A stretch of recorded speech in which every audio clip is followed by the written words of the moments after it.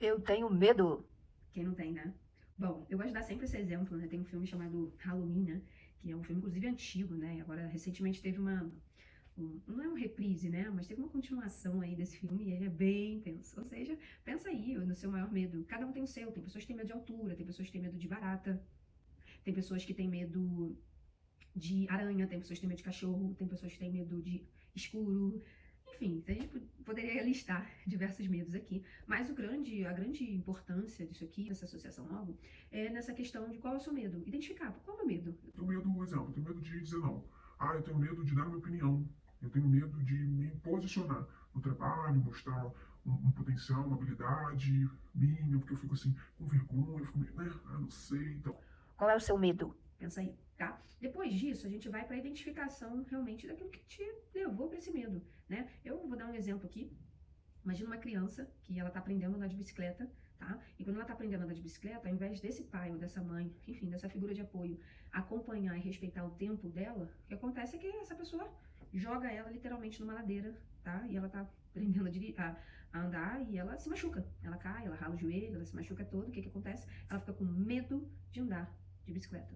Então, algo aconteceu. Esse medo não foi do nada, entende? Não surgiu assim, não caiu de paraquedas na sua vida, não foi do nada. Então, esse medo que você tem, ele tá vinculado a uma cena que foi traumática, tá?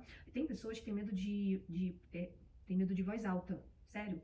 Se tiver ouvindo uma discussão, alguma coisa assim, essa pessoa fica com taquicardia, fica nervosa, até quase que num sistema de crise de pânico mesmo. Porque provavelmente teve uma cena com essas figuras de apoio que alguém gritou com ela, alguém expôs ela, alguém deixou ela envergonhada. Então a gente tem assim vários movimentos aqui, eu daria vários exemplos de como esse medo surgiu na sua vida. Então pensa no seu medo, tá? Uma coisa que eu gosto de deixar sempre muito clara aqui é que as mídias sociais, seja ela qual for, elas incentivam o medo, tá? Incentivam esse sistema é como se fosse assim, deixando a sociedade num sistema de medo é mais fácil para ser controlada, tá? Então isso é um fator mais político, digamos assim, mas só para você entender que ao ligar a sua televisão, ao selecionar a série que você vai assistir, o filme que você vai assistir, é importante que você entenda que existe esse estímulo, mesmo que seja inconsciente, existe esse estímulo de você ficar com mais medo. Então, por exemplo, quando você vê um filme de terror, você fica com aquilo ali. Você não esquece daquele filme, você pode até sonhar com o filme, algumas cenas em alguns momentos vêm, você se vê um pouco mais com medo e mais resiliente,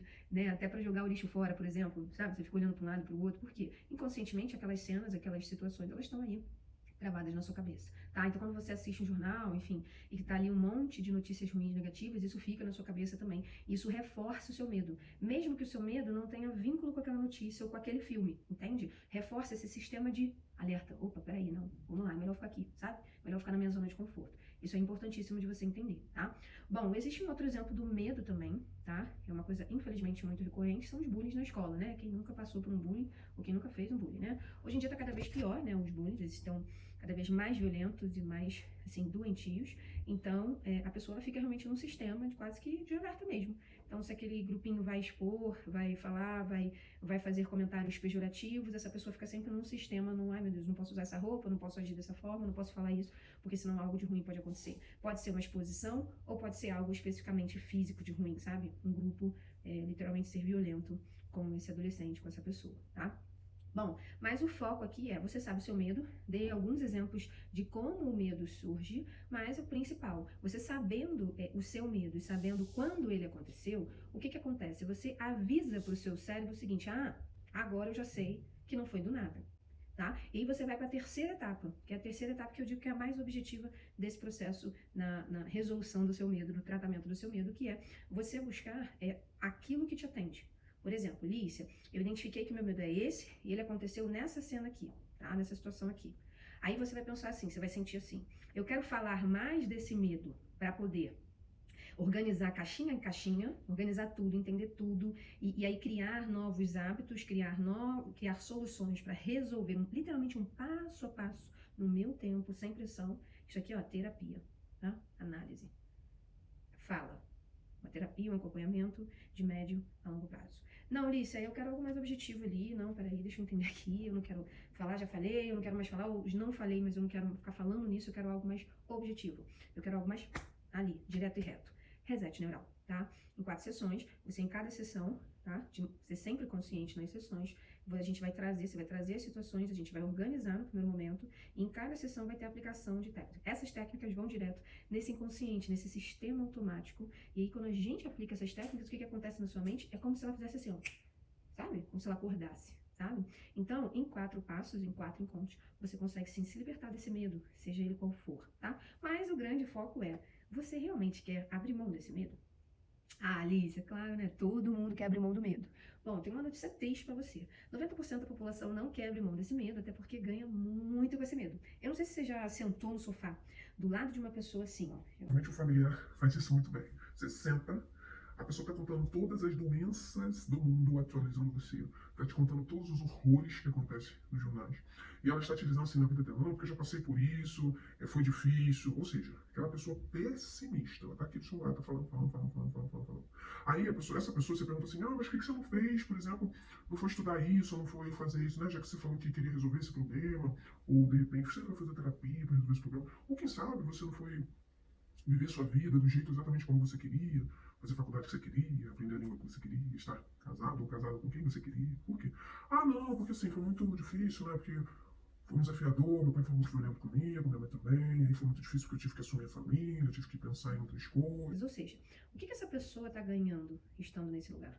Ela não precisa se esforçar, entende? É muito mais fácil você colocar o dedo, ó, acusando muitas pessoas e culpando tudo e todos, do que você de fato falar assim, não, peraí, meu pai disse que eu não seria médico, eu sempre quis ser médico, por exemplo, eu vou sim fazer a faculdade, não por ele, porque eu quero. Ah, minha mãe disse que se eu fosse maquiadora, eu seria uma pessoa que eu não teria uma liberdade financeira. Puxa, mas eu amo maquiar, sabe? Eu amo isso, eu amo ensinar também, sabe? Eu me vejo fazendo isso todos os dias da minha vida com alegria. Então essa pessoa, ela vai lá e faz, entende? Agora, por isso é mais difícil, porque se movimentar na direção daquilo que você quer, daquilo que você deseja, no seu sonho, no seu objetivo, muitas vezes implica em perder esse laço aqui, enfrentar essa figura que para você é importante. E também tem o tempo, né? Estudo, horas de trabalho, horas de estudo, horas, né? Então é mais fácil você ficar literalmente no sofá, apontando que todo mundo é ocupado e que você é o pobre coitado que nunca conseguiu ser nada do que queria realmente ser, porque o seu pai, sua mãe, bom, seu pai, sua mãe, as suas figuras de apoio, eles podem sim ter uma pressão, fazer uma pressão muito forte na sua vida. Mas a partir do momento que você toma consciência que você é capaz de sair desse lugar, que você é capaz de se movimentar e conquistar aquilo que você deseja, você passa a ser o responsável pelos seus resultados. Não esquece disso.